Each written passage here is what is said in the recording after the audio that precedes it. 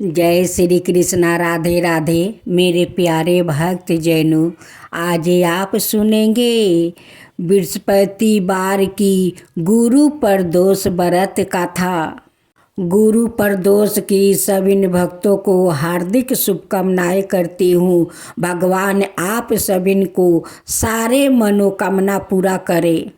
गुरु प्रदोष कथा सुने तो पूरा कथा सुने, अधूरा सुनने से भगवान को तो अपमान होता है। आप सुनिए तो पूरा कथा सुनिए ताकि भगवान आप पर प्रसन्न हो और आपका सारा मनोकामना पूरा कर दे। तो बोले बृहस्पति देव की जय, गुरुदेव की जय, भोलेनाथ की जय, माता पार्वती। राधे मेरे प्यारे भक्त जनों, आज आप सुनेंगे गुरुवार की प्रदोष व्रत कथा। बृहस्पतिवार के दिन प्रदोष पड़ते हैं तो बृहस्पति प्रदोष कहते हैं। अब बृहस्पतिवार के दिन को गुरुवार प्रदोष कहते हैं। एक बार इंद्र और वृत्रासुर की सेना में घनघोर युद्ध हुआ। देवताओं ने दैत्य सेना को पराजित कर नष्ट भ्रष्ट कर डाला। यह देखे वृत्रासुर अत्यंत क्रोधित हो सवाए युद्ध को उदित हुआ। असुरी माया से उसने विकराल रूप धारण कर लिया। सभी देवता भयभीत हो गुरुदेव बृहस्पति की शरण में पहुँचे। बृहस्पति महाराज बोले, पहले मैं तुम्हें वृत्रासुर का वास्तविक परिचय दे दूं। वृत्रासुर 12 तपस्वी और कर्मनिष्ठ है। उसने गंधमदन पर्वत पर घोर तपस्या कर शिव जी को प्रसन्न किया। पूर्व समय में वो चित्रारथ नाम का राजा था।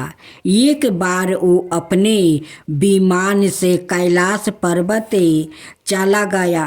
वहाँ शिव जी के बावां अंग में माता पार्वती को विराजमान देखा।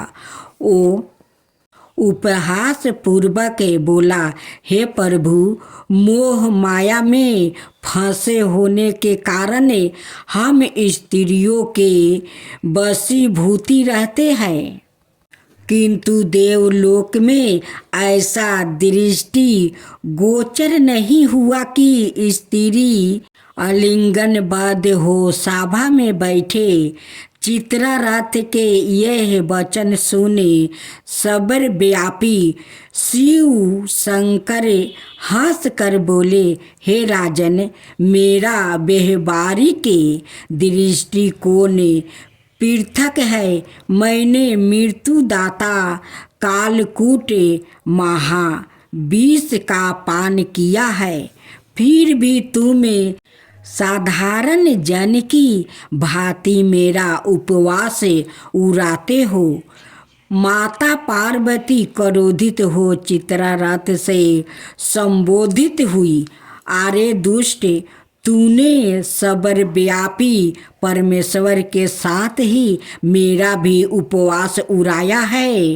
अतः मैं तुझे वो शिक्षा दूंगी कि फिर तू ऐसा संतों के उपहास का दुस्साहस नहीं करेगा। अब तू दैत्य स्वरूप धारण कर विमान से नीचे गिरी। मैं तुझे श्राप देती हूँ। जगदम्बा भवानी के अभिश्राप से चित्रारथ राक्षस योनि को प्राप्ति हो गया। तब साटा नाम का ऋषि के श्रेष्ठ तप से उत्पन्न हो वृत्रासुर बना गुरुदेव बृहस्पति। आगे बोले, वृत्रासुर बालकाय काल से ही शिव भक्त रहा है। अत हे इंद्र, तुम बृहस्पति पर दोष व्रत करे, शंकर भगवान को प्रसन्न करो। देवराज ने गुरुदेव की आज्ञा का पालन कर बृहस्पति पर दोष व्रत किया। गुरु प्रदोष व्रत के प्रताप से इंद्र ने शीघ्र ही वीरतासुर पर विजय प्राप्ति कर ली और देवलोक में शांति छा गई। तो सब मिलकर बोलो उमापति शंकर भगवान की जय। अब आप सुनेंगे तुलसी माता की और एक लड़की का दुख भरी कथा। राधे राधे भक्तजनों, आज आप सुनेंगे माँ तुलसी की चमत्कारी कथा। एक गांव था, उस गांव में एक परिवार रहा करता था। उस परिवार में 3 बहू और 3 बेटे, सास ससुर सभी एक साथ रहा करते थे। एक दिन ऐसा हुआ कि बड़े बेटा और माझिल बेटा दोनों बहुत कमाते थे, लेकिन छोटे बेटा को उतना काम नहीं था, इसलिए वो गरीब था। दोनों बहू छोड़कर अपना देवरानी को वो बाहर चली जाती है। कहती है कि इस घर में रहूंगी तो ये दलिदरता, तुम्हारी जो छोटी बहू है इनके लिए सारे धन हमारा नष्ट हो जाएगा। हमारा पति जितना कमाएगा इस घर में नहीं आटेगा, इसलिए इस घर को छोड़कर हम लोग दूसरा घर जाते हैं। दोनों जेठानी जाकर किराया लेकर रहने लगी। छोटी बहू बहुत तकलीफ कर रही थी। छोटी बहू को सास भी गाली देती थी कि तेरे कारण मेरे दोनों बहू घर छोड़कर चली गई, वो जाकर किराया में रहती है, तू तो कुलच्छनी है। जब से घर में आई है तब से हमारा घर का सुख शांति खत्म हो गया है तेरे कारण। छोटी बहू माँ तुलसी का परम भक्त थी, वो गोपाल भगवान का भी पूजा करती थी। दोनों जेठानी उनकी पूजा पाठ को पसंद नहीं करती थी। कहती है कि ये खाली पूजा पाठ करती है, पूजा पाठ, गरीबी तो खत्म होता नहीं है, तुलसी तो घर में धन देती नहीं है। जब देवरानी तुलसी माता का पूजा करने जाती है तो जेठानी चूल का मुट्ठी धर कर टांगती है। कहती है कि कुलच्छनी तू तुलसी के पास जाएगी नहीं, गोपाल के पास जाएगी नहीं, तू पूजा मत कर, तू कुलच्छनी है, तेरे कारण तो भगवान घर से चले गए हैं, लक्ष्मी भी चली गई है। और तुलसी का पूजा करने से क्या तुलसी तुझे घर में धन भर देगी? तू पूजा मत कर, घर से तू बाहर जा। देवरानी माँ तुलसी का मंदिर पकड़ लेती है, रोती है, कहती है कि माँ मुझे रक्षा कर, माँ मुझे रक्षा कर, गोपाल मुझे रक्षा करो। देखो आज मेरे जेठानी पूजा नहीं करने देती है, चूल का मुट्ठी पकड़ कर मुझे टांगती है, मारती है, मुझे रक्षा करो। छोटी बहू माँ तुलसी से विनती करती है कि माँ मुझे जितना जेठानी सताए, सास भी सताए, जितना भी मारे पीटे, लेकिन मैं जब तक जीवित रहूंगी तब तक आपका पूजा करूंगी, मैं पूजा नहीं छोड़ूंगी। एक दिन माँ तुलसी और गोपाल भगवान का दया आ गया उस छोटी बहू पर। माँ तुलसी एक दिन चमत्कार अपना दिखाने लगी। एक दिन जेठानी आती है और दीवार के पीछे खड़ा होकर देखती है कि तुलसी तो बहुत सारे हीरा मोती मोहरे उनकी मंदिर से आ रहा है। ये देख कर जेठानी का आंख फटे के फटे रह गया। ये चमत्कार को सास ससुर भी देखकर बहुत आश्चर्य में पड़ गया कि ये तो माँ तुलसी चमत्कार कर रही है, मेरी बहू तो वो लक्ष्मी है, वो लक्ष्मी के रूप है। आज उनकर सत्य पर माँ लक्ष्मी देखो कितना आ रही है और माँ तुलसी ये सारे हीरा मोती मोहर सब बरसा रही है। अब तो जेठानी एक दिन छोटी बहू का घर आती है और कहती है कि देवरानी तू सत्य है रे, तू सत्य है, तू तो लक्ष्मी है। तू क्या करती है कि तेरे घर में इतना सारा धन आता है। उनकी ससुर कहते हैं कि मेरी छोटी बहू तो साक्षात लक्ष्मी है, वो माँ तुलसी है, वो सत्य है। आज उनकी सत्य पर माँ तुलसी इतना सारा हीरा मोती मोहर वो बरसा रही है। वो तो गोपाल भगवान का कृपा है। माँ तुलसी बिना तो गोपाल भगवान भी भोग नहीं लगाते हैं। उनकी तुलसी होते हैं तभी वो भोग लगाते हैं। तो देखो आज मेरी बहू भगवान को पूजा करती है, गोपाल जी का और माँ तुलसी का। आज दोनों मिलकर मेरे बहू के ऊपर बहुत कृपा किया है, बहुत कृपा किया है कि इतने सारे धन वो लोग देते हैं।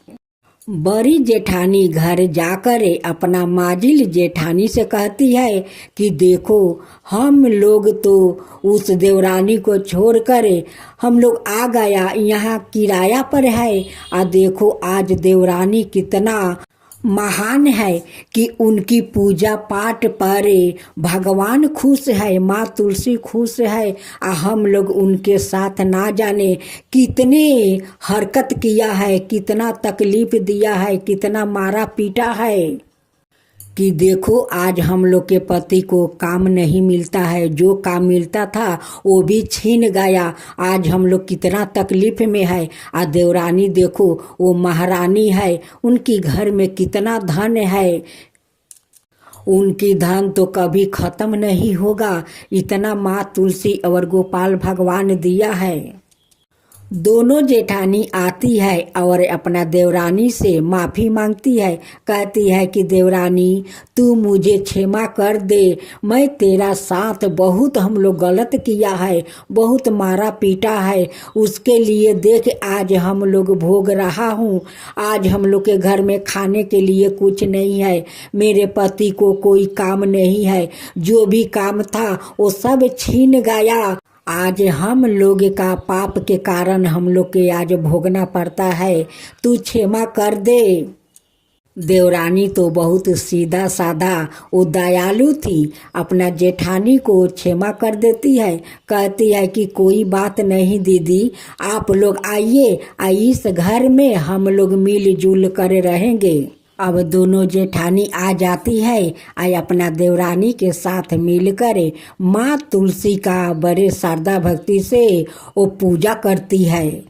एक दिन माँ तुलसी सपना में वो जेठानी का दर्शन देती है और कहती है कि तू मेरे भक्त को बहुत तकलीफ दिया है, तुम दोनों मिलकर तुम जाओ, गंगा स्नान चल रहा है, तुम दोनों जाकर गंगा में डुबकी लगा कर आओ, तब मेरी पूजा करो, तभी न तुम दोनों को पाप से मुक्ति मिलेगा और तुम दोनों का पति को काम भी मिलेगा। सपने को देखकर दोनों जेठानी बहुत भयभीत हो जाती है। वो उठ कर कहती है अपना देवरानी से कि देवरानी आज माँ तुलसी सपने में दर्शन दिया था, वो कहती है कि तुम दोनों पापी है, तुम जाओ गंगा स्नान करके आओ, तभी तुम्हारा पाप धुल जाएगा और तुम्हारा पति को काम मिलेगा। छोटी देवरानी कहती है कि दीदी जो माँ तुलसी सपना में कही है वही करो, जाओ तुम दोनों गंगा स्नान करके आओ। दोनों जेठानी जाती है, गंगा स्नान करके आती है और माँ तुलसी का गोपाल का पूजा करने लगती है। तभी उनकी दोनों पति को बहुत अच्छा काम मिल जाता है। दोनों जेठ अब तो बहुत सारा पैसा कमाने लगा, अब वो लोग का खुशहाल जिंदगी जीने लगा। दोनों जेठानी माँ तुलसी से कहती है कि माँ, आपका तो महिमा अपरंपार है, आपका कृपा अपार है। आपके कहे अनुसार हम लोग गंगा स्नान किया। आज हमारा पति को बहुत अच्छा काम मिल गया है, बहुत सारा पैसा कमा रहा है। माँ तुलसी, जैसे हम लोग पर आप कृपा किया वैसे ही सबका ऊपर कृपा करना। जो आपका कथा कहे, जो सुने, जो हुंकार भरे, उन सब का ऊपर कृपा करना माँ, सबका ऊपर कृपा करना। माँ तुलसी की जय हो, माँ तुलसी की जय हो, गोपाल भगवान की जय हो, गोपाल भगवान की जय हो। जय जय तुलसी माता, जय जय तुलसी माता, सब जग की सुखदाता वरदाता। जय जय तुलसी माता, जय जय तुलसी माता, सब योग के ऊपर, सब रोग के ऊपर, रुज से राछा करके भाव तराता। जय तुलसी माता, रुज से राछा करके भाव तराता। जय तुलसी माता। बाहु पुत्री है सायामा, सुरबली है गारामा, विष्णु प्रिया जो तुम के सेवे, सो नर तर जाता। जय जय जय तुलसी माता, जय जय जय तुलसी माता। हरि कैसे सभी राजते, त्रिभुवन से हो बनती थी, पति थी जनों की तारानी, तुम्हें हो भी खाता। जय जय तुलसी माता, जय जय तुलसी माता। लेकर जन्म बिजन में आई, दिव्या भवन में, मानव लोगी तुम्हीं से सुख सन पति पाता। मानव लोगी तुम्हीं से सुख सन पति पाता।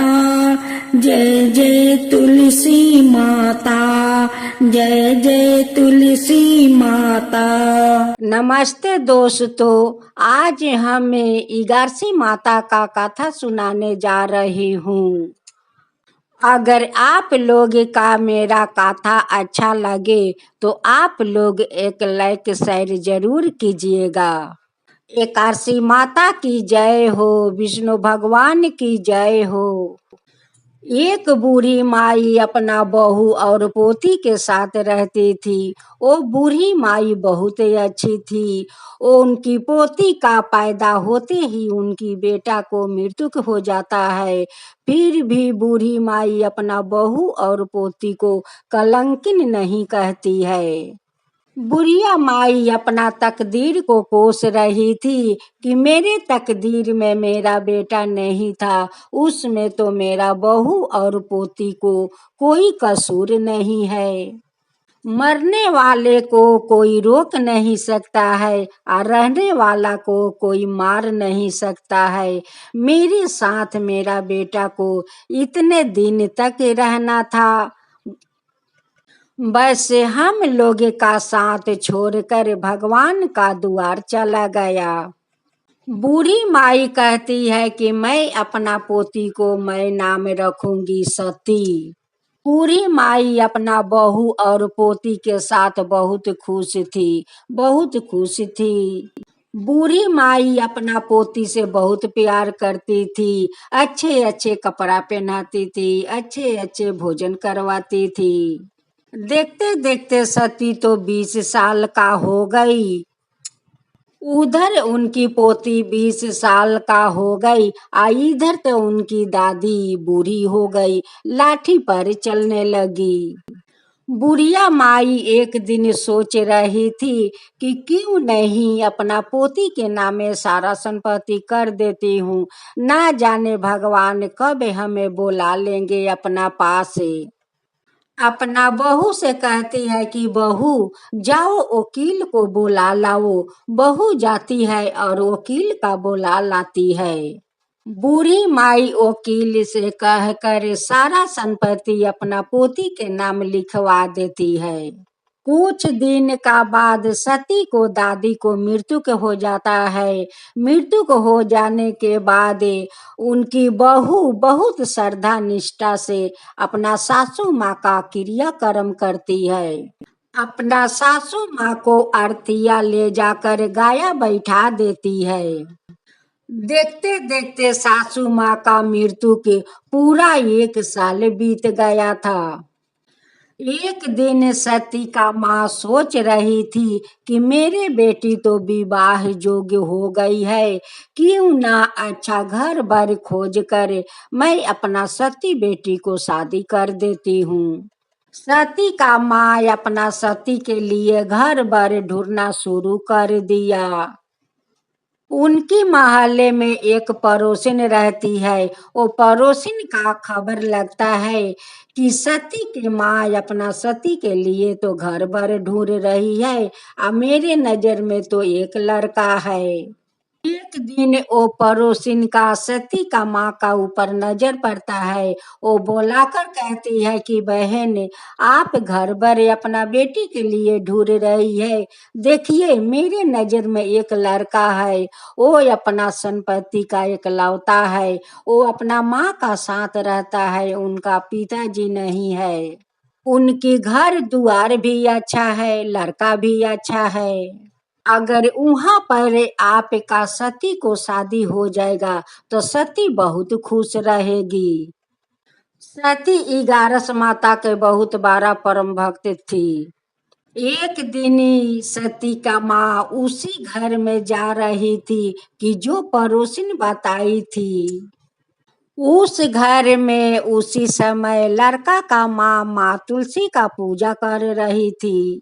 लड़का का माँ कहती है कि बहन क्या बात है या किसको खोज रही है। सती का माँ कहती है कि मुझे पता चला है कि इस घर में एक लड़का रहता है। तो कहती है कि हाँ बहन मेरे साथ तो मेरा लड़का रहता है।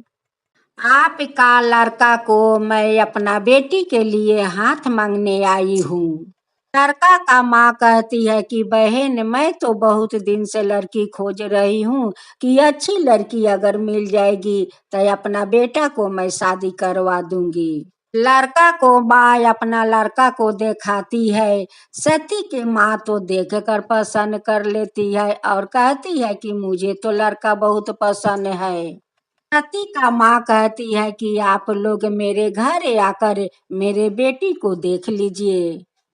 अगर आपको पसंद हो गया तो हम दोनों मिलकर रिश्ता को पक्का कर दूंगी। उनकी बेटा का नाम शंभू था। शंभू अपना माँ के साथ जाता है उस लड़की का घर। सती का माँ वो लोग का आदर सम्मान करती है और अपना सती को दिखाती है। कहती है कि देखिए यही मेरी बेटी है। वो लोग देख कर कहता है कि बेटी तो बहुत आपका सुंदर है। वो लोग वही पर बुलाकर ब्राह्मण को शादी पाका कर लेते हैं। 10 दिन का बाद शादी का मुहूर्त था। शंभू का माँ अपना घर जाती है और शंभू से कहती है कि बेटा देखो अभी तो अपना भगवान को पूजा नहीं किया है, जाओ बाजार से कुछ फल मूंग लियाओ कि मैं पूजा करके भगवान का भोग लगा सकूं। शंभू फल मूंग लेकर आ ही रहे थे। उस समय एक बांदर आता है और उनके हाथ के बेग छीन कर भाग जाता है। शंभू उनका पीछा किया, करते करते जा रहा था कि बंदर महाराज हमारा बेग दे दो, बंदर महाराज हमारा बेग दे दो, लेकिन बंदर तो सुन नहीं रहे थे। एक बरगद का पेड़ के भीरी बहुत सारे औरत लोग बैठ कर 11 माता का गाथा सुन रही थी। और वो गाथा ऋषि पत्नी सुना रही थी। वैसे जाकर बांदर उनकी पीठ पर कूद जाता है और ऋषि पत्नी वही माटी में गिर जाती है। उनका तो गुस्सा आ गया और शंभू को सामने पाकर उन्हें श्राप दे देती है कि तू भी बंदर बनकर ऐसा ही कूदता रहना। ऋषि पत्नी तो शंभू को बंदर बना दिया और शंभू बंदर बनकर वहीं पर हाथ जोड़कर बैठा है। इधर उनकी माँ राह देख रही है कि अब मेरा बेटा आएगा फल लेकर, तो मैं अपना भगवान का पूजा करूंगी। देखते देखते तो बहुत देर हो जाता है। माँ तो अब चिंता करने लगी कि मेरे बेटे को तो पेठाया है फल लेने के लिए, आया अभी तक मेरा बेटा क्यों नहीं आया। माँ अपना बेटे को खोजने निकल जाती है। सब लोग इसे पूछ पाछ करती है कि मेरे बेटा को कोई देखा है, मेरा बेटा को कोई देखा है। कोई नहीं कहता है कि मैं तुम्हारा बेटा का देखा हूँ। खोजते खोजते वो ही बरगद का पेड़ का भीरी पहुंचती है, जहाँ बहुत सारे औरत बैठकर 11 माता का गाथा सुन रही थी। वहां पर जाकर पूछती है कि बहन, मेरा बेटा को आप लोग देखे हैं। वो लोग कहता है कि बहन, यही तो आपका बेटा यहाँ पर बैठे हुए है, जो बंदर है आपका बेटा है बहन। वो औरत कहती है कि बहन, आप लोग 11 माता का व्रत करती हो और झूठ क्यों बोलती हो बहन। लोग कहते हैं कि नहीं बहन, हम लोग झूठ नहीं बोलते हूँ, ये आपका ही बेटा है। हम शंभू का माँ ऋषि पत्नी से कहती है कि बहन, आप ये क्या कर दिया बहन, ये क्या कर दिया बहन। मेरा बेटा को तो 10 दिन के बाद शादी था, आप ही बंदर बना दिया। मेरा एक ही बेटा है या यही बेटा मेरा सहारा है बहन, आप इसे बंदर बना दिया। आप ठीक नहीं किया ऋषि बहन, आप ये ठीक नहीं किया ऋषि बहन, ठीक नहीं किया। अपना बेटे को लेकर घर जाती है और बेटा को पकड़ कर घर में रोती है। उस औरत को रोना देख कर 11 माता बूढ़ी का रूप धारण करते हुए आती है और कहती है कि बेटी, क्या हुआ कि इतना तू रो रही है। उस औरत कहती है कि माता देखिए, मेरा तो एक ही बेटा है, आइए बेटा को देखिए, ऋषि पत्नी बांदर बना दिया, माता बांदर बना दिया। इसको तो 10 दिन का बाद शादी था माता। अब मैं क्या करूं माता, मुझे तो कुछ रास्ता नहीं दिखाई दे रहा है माता, कुछ रास्ता नहीं दिखाई दे रहा है माता। शंभू का तो माता का पता नहीं था कि वही तो 11 माता है, वही बुझाती है और वही रास्ता दिखाएगी। बूढ़ी माँ कहती है कि बेटी सुन, आज हम तुम्हें ऋषि पत्नी का कहानी सुनाता हूँ। ऋषि पत्नी विष्णु भगवान का परम भक्त है। एक दिन ऋषि पत्नी विष्णु भगवान का कठोर से कठोर आराधना कर रही थी। यही विष्णु भगवान से कह रही थी कि हे विष्णु भगवान, मैं तो छोटे से आपका परम भक्त हूँ, आपका श्रद्धा भक्ति से पूजा करती हूँ। मुझे तो एक ही इच्छा है, वो इच्छा मुझे पूरा कर दीजिए। किसी को मैं कुछ कहूँ और उसका हो जाए, वैसे वरदान हमें चाहिए, वैसे ही वरदान हमें चाहिए विष्णु भगवान। उसकी आराधना देख कर विष्णु भगवान प्रकट हो गए और कहने लगे कि हे ऋषि पत्नी, आप आंख खोलिए, आपका आराधना देख कर मैं बहुत प्रसन्न हूँ। आप मांगिए, आप क्या मांगना चाहती है। इसी पत्नी कहती है कि हे विष्णु भगवान, मैं जो चाहूं वो कर सकूं। वैसा हमें वरदान दीजिए हे विष्णु भगवान, वैसा वरदान दीजिए। जिसको मैं शराप दे दूं उसका शराप पर जाए, ऐसे ही मेरा वरदान चाहिए विष्णु भगवान। विष्णु भगवान का वैसा वरदान देना पारा बेटी। यही कहानी ऋषि पत्नी के है। देखो आज पहला शराप तुम्हारा बेटा को दिया है, वो शराप तुम्हारा बेटा को पड़ गया है, वो बंदर बन गया है।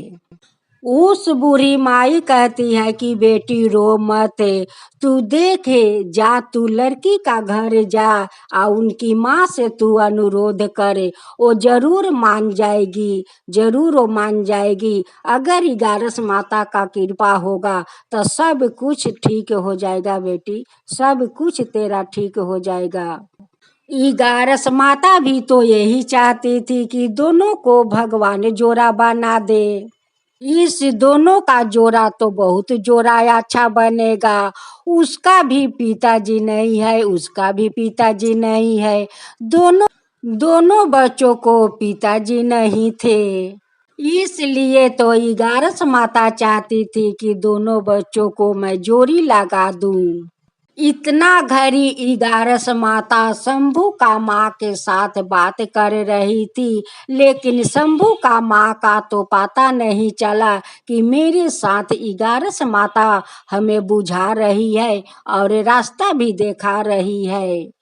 उसे तो पता नहीं चला कि यही तो 11 माता है। बूढ़ी माई का बात सुनकर शंभू का माँ अपना बंदर बेटे को लेकर वही लड़की का घर जाती है और लड़की का माँ से अनुरोध करती है कि बहन देखिए मेरे दुर्भाग्य कैसा है कि मेरे बेटे तो बंदर बन गया है, ये शादी आप मत रोकिए बहन, ये शादी को आप मत रोकिए। मेरे बेटा का जीवन आपका बेटी के हाथ में है बहन, आपका बेटी के हाथ में है, वही हमारा बेटी को ठीक कर सकती है बहन, आपका बेटी ठीक कर सकती है। सती का माँ कहती है कि मेरे बेटी का देवी है कि आपका बेटा को ठीक कर देगी। शंभू का माँ रो रो करे सती का माँ का अनुरोध कर रही है कि बहन मान जाइए, अपना बेटी को शादी मेरे बेटे के साथ कर दीजिए। सती का माँ इस बात का स्वीकार नहीं कर रही थी, कहती है कि मैं अपना बेटी को बंदर के साथ शादी नहीं करूंगी, नहीं अपना बेटी को मैं जिंदगी बर्बाद करूंगी। सती का माँ तो बात नहीं मान रही थी, वो तो अपना जिद पर अटकी रही। उस बांदर ने जाकर सती को चादर पकड़ कर बैठ जाता है। सती बंदर का देख कर बंदर पर उनकी माया आ जाता है और अपना माँ से कहती है कि माँ मैं ये बंदर से शादी करने के लिए राजी हूँ माँ, मैं यही बंदर से शादी करूँगी माँ। अगर मेरे शादी करने से उनकी बेटा ठीक हो जाते हैं, ये तो अच्छा है माँ, ये तो अच्छा के बात है माँ, ये तो अच्छा का बात है माँ। हमें तो नहीं बाजा और नहीं बाराती का साथ शादी करना है माँ, नहीं बाराती का साथ शादी करना है। सती अपना पति को लेकर 11 माता का मंदिर जाती है और हाथ जोड़ कर कहती है कि हे विष्णु भगवान, शादी करके अपना ससुराल चली आती है, अपना सास और अपना पति को साथ रहने लगती है। एक दिन सती अपना बंदर पति को लेकर 11 माता का मंदिर में जा रही थी। सभी बच्चों देख कर कहने लगे कि देखो वो औरत बंदर के खेला दिखाने आ रही है, देखो वो औरत बंदर को खेला दिखाने आ रही है। वो कहती है कि बच्चों ये कोई बंदर नहीं है, ये तो मेरा पति है, मैं खेला दिखाने नहीं आ रही हूँ बच्चों, मैं खेला दिखाने नहीं आ रही हूँ, मैं तो 11 माता का मंदिर जा रही हूँ अपना पति को लेकर बच्चों। बच्चा लोग कहने लगा कि कोई भला बंदर के साथ शादी करता है, तुम क्यों बंदर के साथ शादी की? कहती है कि नहीं बेटा, ये कोई बंदर नहीं है, ये तो मेरा पति है। एक ऋषि पत्नी का शराप के कारण मेरा पति आज बंदर बन गया है बेटा। हाथ जोड़ कर 11 माता से कहती है कि माता, आज मैं आपका मंदिर में आई हूँ, आपका पूजा मैं करते आ रही हूँ। हे 11 माता, हमारा पति को आप बंदर से मुक्त कर दीजिए और ऋषि पत्नी का शराप से मुक्त कर दीजिए। हे 11 माता, मुक्त कर दीजिए। अपना भक्त का अनुरोध सुनकर 11 माता वहां पर प्रकट हो जाती है। 11 माता कहती है कि बेटी तू चिंता मत कर, मैं तेरा पति को बंदर से मुक्त कर देती हूँ। 11 माता उनकी पति को बंदर से मुक्त कर देती है और कहती है कि मैं तुम दोनों को आशीर्वाद देता हूँ। बेटी तुम दोनों को जोड़ी सलामत रहे, तुम सादा सुहागिन रहोगी बेटी, सादा सुहागिन रहोगी। सती अपना पति को घर लेकर आती है और अपना सासू माँ को दोनों पति पत्नी पैर छूकर प्रणाम करता है। मेरी बहू सावित्री से कम नहीं है, आज मेरी बहू अपना पति को आज बंदर से अपना पति को रूप में ले आई, तो मेरी बहू तो सावित्री से कम नहीं है। बहू को अपना आशीर्वाद देती है कि बहू तुम सादा सुहागिन रहो बहू। सती अपना ससुराल में बहुत खुश रहने लगी और अपना सासू माँ और पति को साथ बहुत खुश थी, बहुत खुश थी। 11 माता सती का सपना में आती है और कहती है कि बेटी अब तो तू खुश है अपना संसार में। वो कहती है कि हाँ 11 माता, मैं तो बहुत खुश हूँ, आपका कृपा से तो मेरा सब कुछ अच्छा हो गया माता, सब कुछ अच्छा हो गया। कहती है कि हे 11 माता, हम दोनों का जोड़ी ऐसे ही आप बनाए रखिए माता, बनाए रखिए। ये 11 माता, जैसे आप दोनों को आप जोड़ी बनवाया और उनके पति को बंदर से मुक्त करवाया, वैसे ही सबको जोड़ी बनवा दीजिए। हे 11 माता, सबको जोड़ी बनवा दीजिए और वैसे ही सबका ऊपर कृपा कीजिए। हे 11 माता, सबका ऊपर कृपा कीजिए। जो आपका कथा कहता है, जो सुनता है, जो हुंकारी पड़ता है, उन सब का ऊपर कृपा कीजिए। हे 11 माता, उन सब का ऊपर कृपा कीजिए। 11 माता की जय हो, 11 माता की जय हो, विष्णु भगवान की जय हो, विष्णु भगवान की जय।